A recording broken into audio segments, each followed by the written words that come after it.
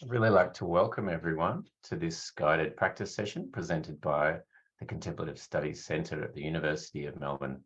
My name's Chris McCall and I'm Education Fellow at the Centre. To begin with, I'd like to respectfully acknowledge the traditional owners of the unceded land on which I'm working today, and some of you may be zooming in from, the Wurundjeri Woi-wurrung people and Bunurong peoples of the Kulin Nation. And I want to pay respects to elders past, present and future, and to any Indigenous people joining us on this webinar today. Now, we're really delighted to welcome Abhi Rajguru today, who will be facilitating this Vipassana meditation, guided meditation series. Abhi is an Indian-Australian meditation teacher and a humanitarian. He completed a mindfulness master course and now practices Vipassana meditation in monasteries in Myanmar and Thailand, and also teaches at home in Australia.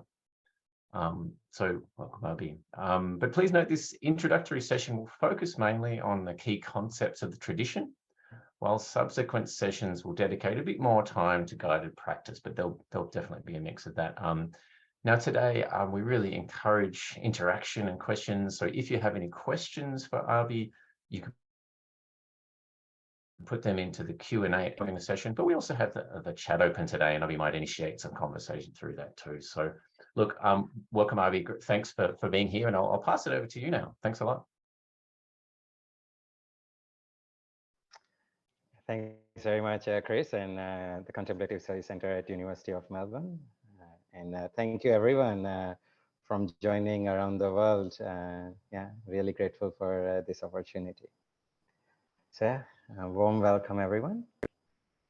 First of all, if I can invite everyone to just find a comfortable seat.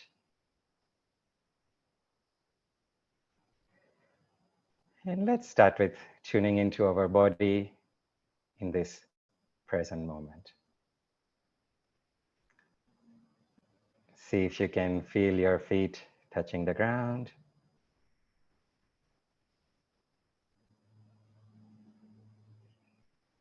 And now let's take a few mindful breaths together to really arrive here in this moment together. So if you like, you're more than welcome to close your eyes. And I'll just gently ring a bell to start a little mindful breathing session with this lovely community.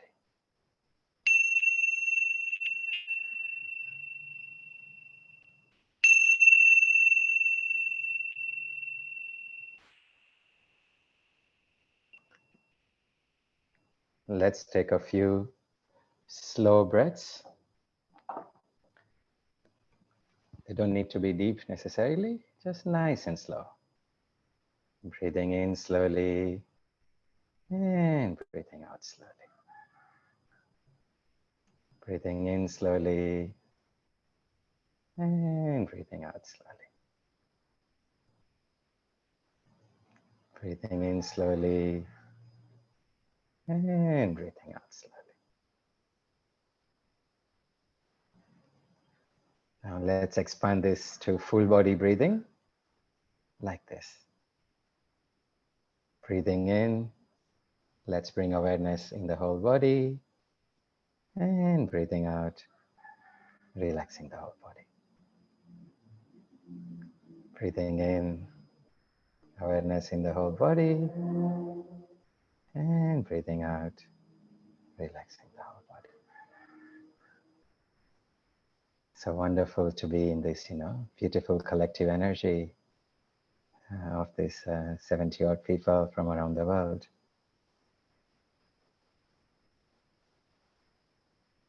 We are all in this journey of mindfulness, wisdom, and awakening.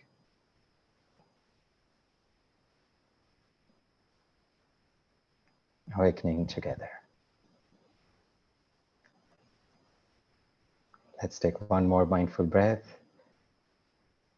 Breathing in slowly and breathing out slowly.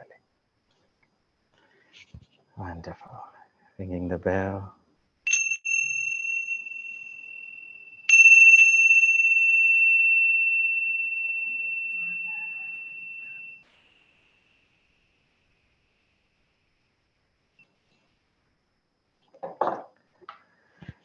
Warm welcome to everyone again to this beautiful inner journey.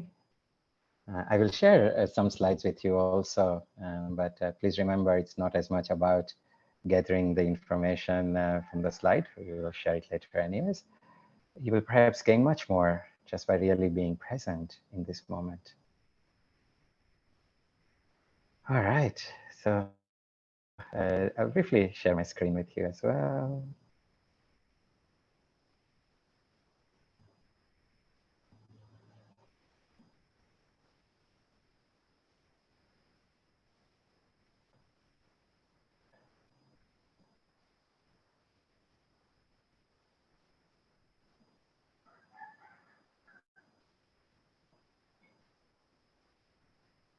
All right.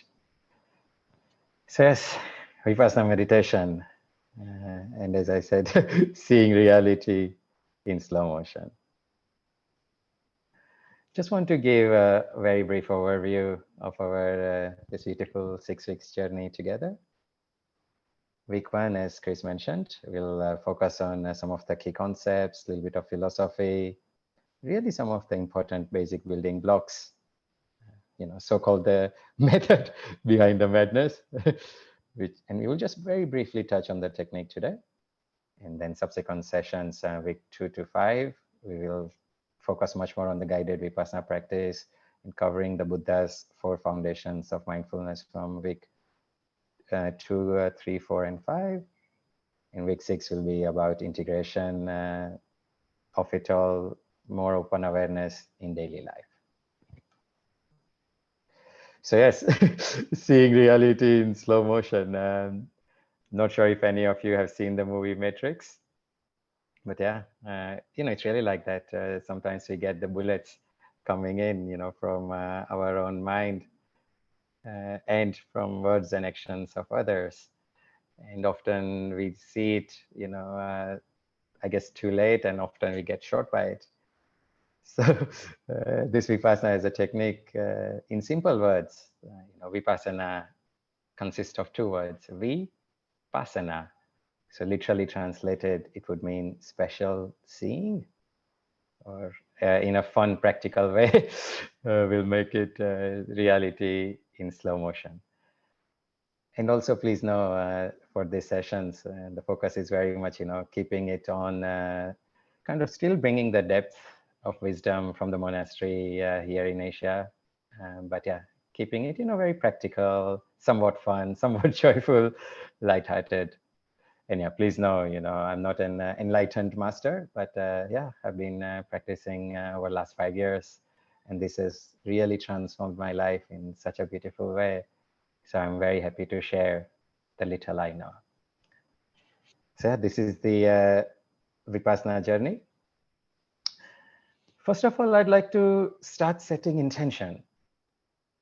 Of course, Vipassana is associated with big words like, full enlightenment, complete end of suffering, the direct path to awakening. And that is all well and true. And for this journey, I would like to keep it very practical on, our daily modern life, both in the East and the West, as I suppose we have people joining from both sides of the world. So yeah, this is very practical, very humane. So really about getting to know who you really are from inside, see where some of the blind spots are, and, being able to know our nature and then adjusting accordingly so that, we can live a meaningful life, a fulfilling life. And, as I like to say, I want long-term happiness, which, does not depend as much on external conditions or other people. So yeah, the most important part, it's not about Vipassana. This is about you. What is it that you would like from your life, from this journey? So setting the intention.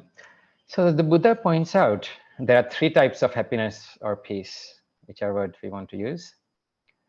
The first level of happiness, we all are very familiar with, happiness based on senses, based on 6 senses. We like to, eat something nice, see something nice, smell something nice, touch something nice, think about something nice. This is on, based on external things, usually based on some nice sensations that we get. And it's a very good place to start. Usually it lasts for a relatively short time, and often it leaves important one. It leaves some after effects, little bit of almost hangover effect. I often find that, it never feels enough. I always want more and more. And yeah, lasts relatively shorter time. Second one is peace based on concentration. So this is most of the mindfulness and meditation that we know in the modern world, where we, focus on something, it creates some concentration, and we feel temporary level of peacefulness. It's actually beautiful. And for me, it goes a lot deeper than this first level, and it lasts longer, and usually have to spend a lot less money on this as well. My mother raised me well, to be good with money and always look for good deals. So that's why my favorite is the third one. We can call it wellness based on wisdom. When we really have the wisdom, we really know who we are and how everything works. This really gives us such a long-term happiness and peace, which does not depend so much on any external conditions, any people. And this is what I call inner freedom. And I feel this is the main purpose of Vipassana. It gives us most. So throughout the journey, we will do a little bit of both, little bit of two, and then a lot of three. So in terms of meditation, as I was briefly saying, the Buddha does teach two meditations. And when I talk about, I will mention the original Pali words as well, for some of you who are interested, and the simple English translation. So first type of meditation is mostly what we know as meditation or mindfulness. It focuses on one subject, and it gives us tranquility, peace, concentration in a relatively shorter period of time. And the effects are, relatively short term. Vipassana, on the other side, the wisdom meditation or insight meditation, it's more a long-term process, kind of like a deep operation on the subconscious mind, where the aim is not just quick fix of happiness and quick fix of peace, but really going deep within, finding those hidden corners, really creating space between, a stimulus coming in and automatic response. Usually it's just like boom. We just react blindly almost out of our habituated responses. So Vipassana really creates that space in between to then really choose wisely our response, because we really know the inner process experientially. So this is where it's a long-term process, and gives us a long-term happiness and peace based on knowing who we are really intimately. The whole mind, body, and feeling process, not just intellectually, not by reflecting on it, which is what we typically do, even in sometimes meditations and self-reflection. Vipassana is very much the third level of wisdom, what the Buddha calls the experiential wisdom in the moment, in life. And this is where it goes quite deep. And it's the whole path is very logical. Buddha keeps it really simple, that these are the four foundations of mindfulness. The original discourse of the Buddha, so-called the direct path to awakening, covers four foundations: mindfulness of body, mindfulness of feelings, mindfulness of the mind. We practice these three mostly, and then finally we arrive at the fourth one, mindfulness of truth. This is where we really get the wisdom. But see, the approach here is so scientific, if you can notice. Buddha does not, at that time in India, Hinduism had already been around for 2000 years. It was perhaps losing its original essence a little bit. So Buddha really wanted to bring the profound wisdom in a very accessible, very logical context. So this is what you will see in Vipassana. There is no big mystery, it's very logical stuff. And me being an engineer by trade, and I think a lot of people in the modern world, in the Western world especially, with our critical minds, more pragmatic, objective approach, this is why these four foundations of mindfulness in this modern style of Vipassana is quite popular, because it just makes sense. So what kind of insights we get? Three key insights that we get, which is what then leads us to a long-term freedom. Insight of impermanence, unsatisfactoriness, and non-self. So let me just pause here for 1 second.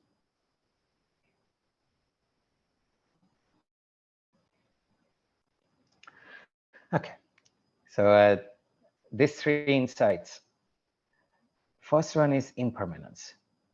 Now, some of us would have heard the word impermanence, but what does it really mean? You know, through the practice, it's so fascinating to see all the experiences, all the feelings. I always used to assume, you know, they come like a big waves, you know, come, stay for a while, you know, 5 minutes or 3 hours and go. But through practice, I can really see it's like almost like a heartbeat, like just throwing in some sound effects there. So this is so interesting where we can see it really clearly. It's like, wow, this is so, you know, crazy. Like, what are we even trying to hold on to? You know, it's just like coming and going, arising, passing away, arising, passing away. And it's one thing to understand it intellectually, but this Vipassana practice is very much about seeing it experientially live in the moment. And this is what fundamentally changes the game and changes our long-term patterns, because we've seen it live. And, you know, once you have seen it, you cannot unsee it. So this is the beauty of this Vipassana meditation. So that was the impermanence. Second one is interesting. The Pali word is dukkha.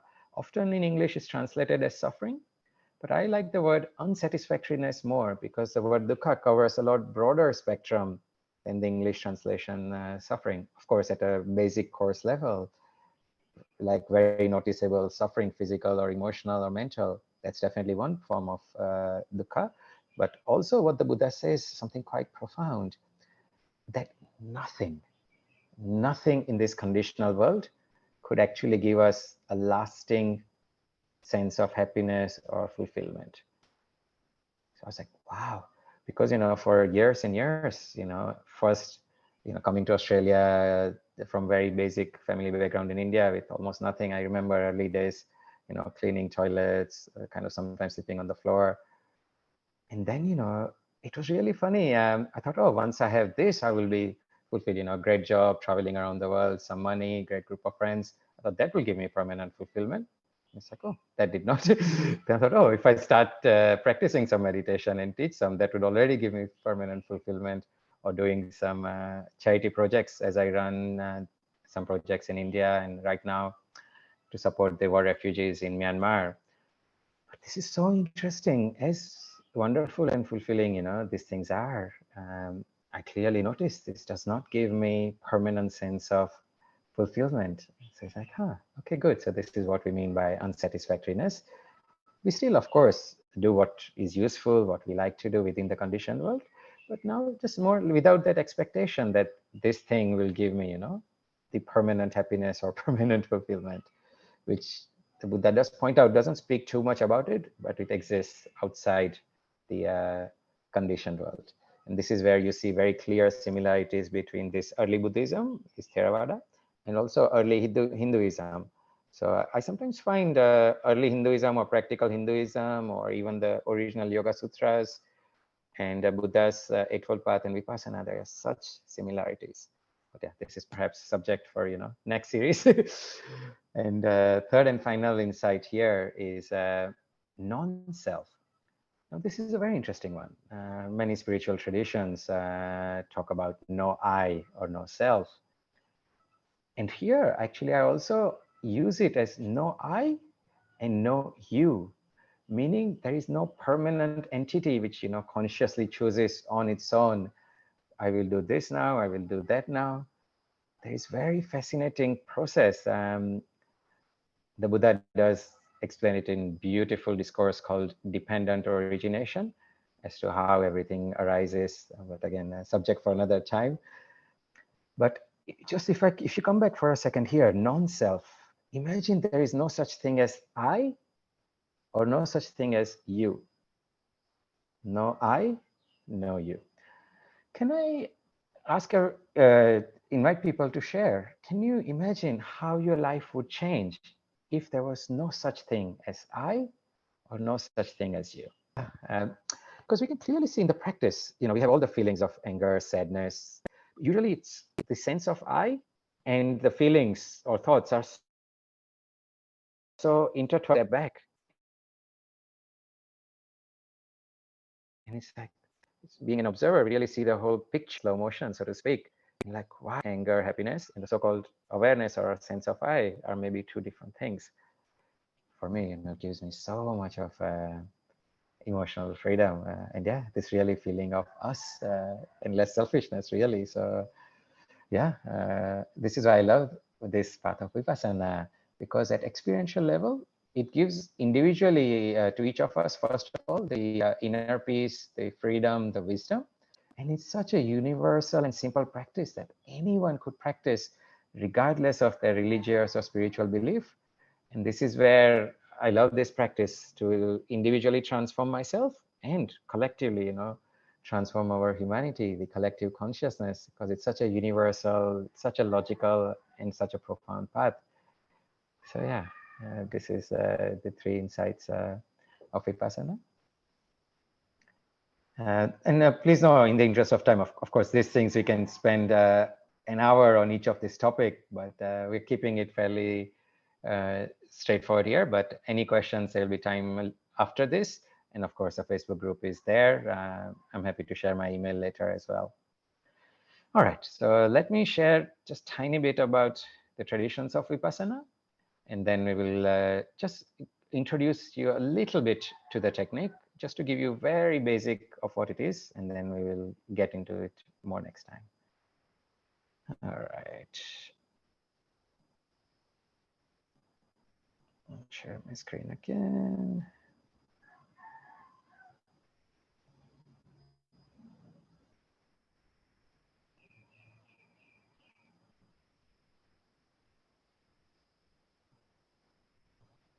So these are some of the popular traditions of Vipassana. Often we think of SN Goenka's 10-day retreats as the Vipassana thing. But Vipassana actually is a little bit like yoga. There are many different traditions. One became super popular. Another very popular one within Myanmar and among the long-term Vipassana practitioner is a Mahasi tradition. It focuses on the mindfulness of body more. Goenka tradition focuses on mindfulness of feelings, the second foundation of mindfulness. Mogok tradition and Sayadaw U Tejanya, one of my wonderful teachers, they focus more on mindfulness of mind. In the end, they all end at mindfulness of truth. But for this, we will use Mahasi technique, the technique of labeling. Why? Because it really gives us a very powerful way to know what is really happening in this moment and be more like an observer and to see the actual truth rather than getting carried away in the stories or details or concepts. Because we all hear about being in present moment, but usually even when we are in present moment, the feeling of I, the stories, concepts are there, whereas this technique really helps us to step back. And as Carl Jung says, whenever unconscious mind becomes conscious, this is all the healing process is about. And in this technique, we will explore more next week. But yeah, this is where we really go into some of the depth of what's really happening, thinking, feeling, disliking, aversion, expectation. So we really see the full picture. We really start to see the reality in slow motion, so to speak. And in this tradition, we have both walking and sitting meditation, which is really useful. We often do sitting meditation. So mind has, let's say, two muscles. This is an interesting one.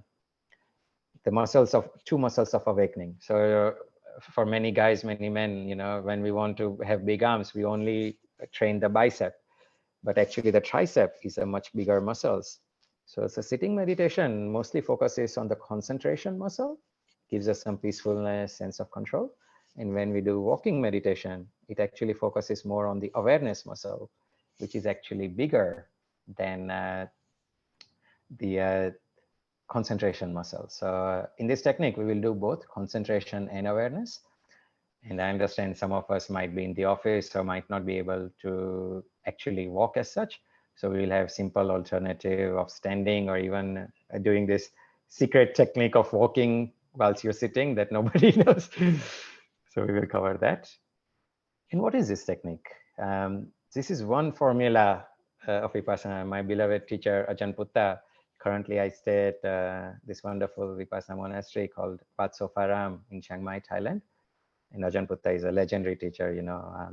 He was a young, successful entrepreneur and social activist turned a meditation master. So this is a formula. This transformed my Vipassana practice, you know, after years of practice. What is it? Intention of being mindful of body and mind at this moment. So what I'd like us to do, I know this is just a very quick overview, but I'd like us to just practice a couple of minutes of this technique just to see how it feels. So all we will do is we'll try to know what's really going on right now and give it a one-word label to the mind, body, or feeling process that's happening now. So we are sitting, let's say focusing on the breath on our stomach, rising, falling, stomach rising, falling. And whenever any thoughts come, one beauty in this meditation, we never try to push away any thoughts or feelings. We just want to know the reality that's happening right now. So if it's thinking that's happening, so we just are aware of the breath and we give it a label, you know, breathing or rising, falling. If a thinking comes in, just say thinking. If a feeling comes in, give it a one-word label, feeling. And let's just give it a try with this very simple and very basic instructions to see how this feels. So if I can invite everyone to close your eyes for a minute. And let's give it a try to just be present and use this labeling technique. What is happening right now? Starting with the breath on the stomach, rising, falling, and then whatever comes naturally, we'll just do it for a minute, thinking, feeling, and we'll do it in a very relaxed manner. This is the secret to Vipassana. Just relax and be aware. And having the right attitude to the practice, we are just practicing to learn more about ourselves. We are not aiming for any big enlightenments here, just learning the mind, body, and feeling process. What's happening now?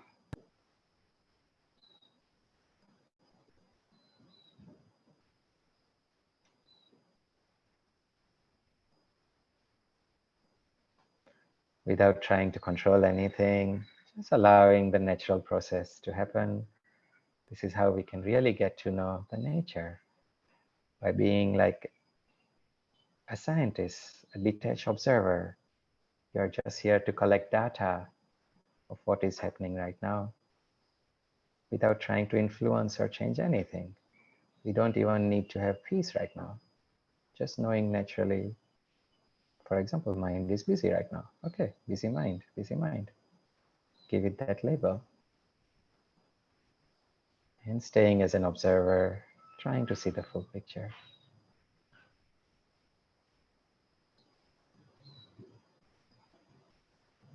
No need to even accept anything. If unacceptance comes, just notice it. Okay, unacceptance, and label it.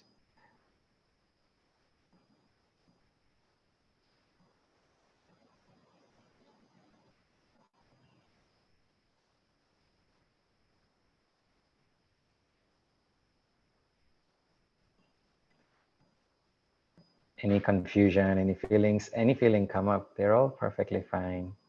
Let's note them, let's label them. In this beautiful collective energy, we can all practice mindfulness and wisdom and awaken together.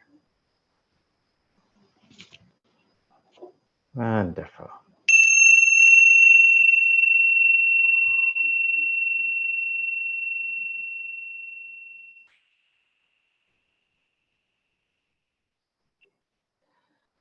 Okay, thank you everyone. This is it for my presentation. And we'll have last 5-10 minutes for some questions. Over to you, Chris. Thank you so much, Abhi. I know being very brief doesn't mean not very powerful. It was really enjoyable. Thank you for that last little practice there. So, as Abhi said, we've got a little bit of time to have some further discussion. Please post any questions into the Q&A panel there. We do have a couple of things that were posted there, so we can maybe follow those up, but please feel welcome to, if you're feeling curious about anything or would like to know more, please post a question. Oh, good, some more appearing. Maybe there are a couple of there which I think stemmed from the discussion of non-self, and I think this can be a, you know, as you said, we can go deep into the complexities of it. But it, you know, a lot of people in the chat sort of intuitively responded to that, but a couple of people also asked questions. You know, someone said, well, I don't think I can imagine this. And someone else has said, is non-self similar to non-duality? So there's some curiosity about this idea. I don't know if you want to talk any more about how people can get a sense of what that might mean in your practice. Yes, for sure, for sure. So I can definitely speak a little bit about it to give people an idea. This is, of course, something you can experience it, and that's kind of the way to really know it. But to give us some idea, some pointers, let's say. So yeah, usually what we see is there is mind, there is body, there is feelings, and usually kind of the sense of I is combined together with mind, body, and feelings. So a practical question. If you can point out on your body, which part of you think is really you? Is it your eyes, your ear, your heart, even the awareness? With practice, we really start to see that all of that is actually continuously changing, and none of it is actually, we can truly honestly say, this is mine as such. And actually the insight of impermanence and non-self are actually very interrelated. Once you fully experience impermanence, you clearly understand there is no self. So what I found, easier way to experience non-self is through impermanence. So you just see everything just begins and ends. And we really see with the practice, the vision really becomes more high definition, that we can clearly see this is the mind, this is the body, this is the feelings. It's like, wow, there is no such thing as I. Or even you can clearly see the distance that gets created.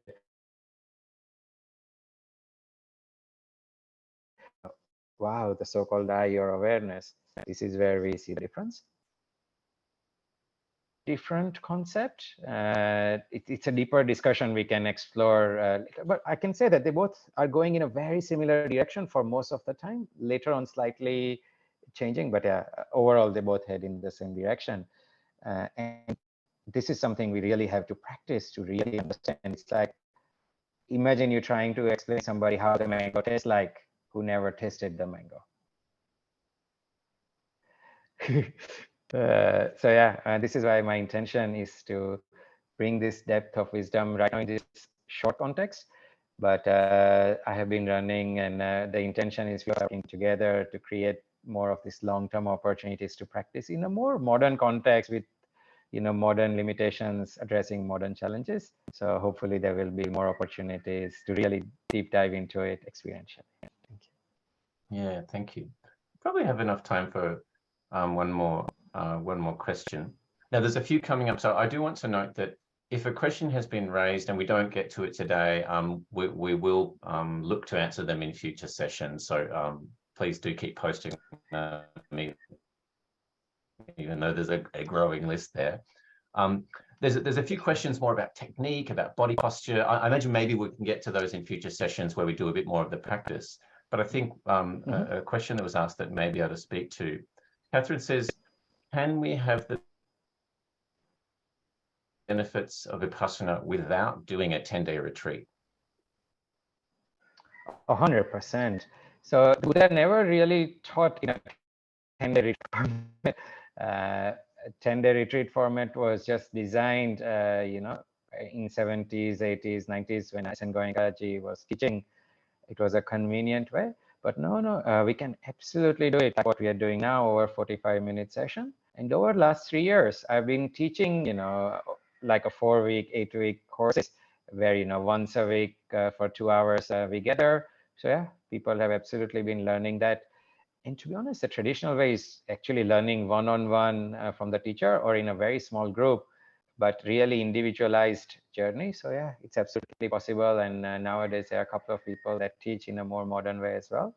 So Vipassana is just about, compared to the basic popular version of mindfulness we have, Vipassana is just a deeper version of mindfulness. So this, of course, we can practice this deeper version, which basically just involves practicing skillfully, a more holistic practice. So we can absolutely do it in the Western context with whatever time we have, and just literally 20 minutes of practice a day, literally, can transform your life, and you can actually become a skillful Vipassana practitioner literally within a few months by just practicing 20 minutes a day. Fantastic, thank you. Maybe before, again, this might open up a broader conversation, but Philip asks, is religious belief important to being able to implement the Vipassana meditation approach? Oh, not at all. So Vipassana is very much focused on very practical, logical side. So remember, Buddha actually never intended to establish Buddhism. He in fact clearly gave the instructions: never establish a religion in my name, never make me God, never have statues. And this is why his early teachings like Vipassana is very much about just spiritual practice. Anyone can experience it. It is supported by some nice moral training or mindfulness trainings, which we will explore later in the course. So this is really a universal practice that, we practice some basic loving kindness, not harming anyone, not harming ourselves, and having more wholesome minds by doing certain actions, following some mindfulness trainings, and either 5 mindfulness trainings or 8 mindfulness trainings. We can explore them later. So yeah, this is really anybody with or without any religious belief. It's kind of like yoga, basically, or running. Anybody that follows the principles, uses a technique, can arrive at the same destination. Fantastic, thank you so much. So I will recognize that lots of other great questions coming in, and we can certainly look at those, and we can integrate those into future sessions, but we're reaching our time. So thank you so much, Abhi, for today's session, and thank you to all of the audience for joining us. Please do continue to come for the remainder of the program. It's going to be fantastic. So the Contemplative Studies Centre is really pleased to host these sessions for our community. And your feedback does mean a lot to us, so please do take the survey, that the link's in the chat when you have time. We really look forward to seeing you again here next week. So thanks all. Take care. Thanks, Abhi. Thank you, everyone. Take care.